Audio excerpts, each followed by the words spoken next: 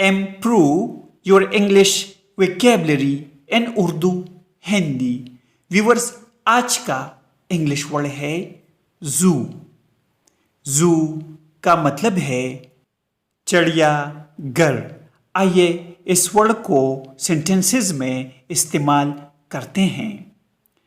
Have we got the zoo yet?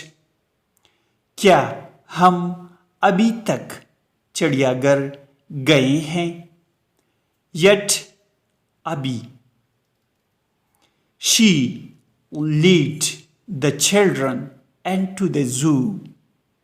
वो बच्चों को चिड़ियाघर में ले गए। लीड ले गए। Viewers, subscribe this channel to improve your English vocabulary in Urdu, Hindi. Thanks for watching this video.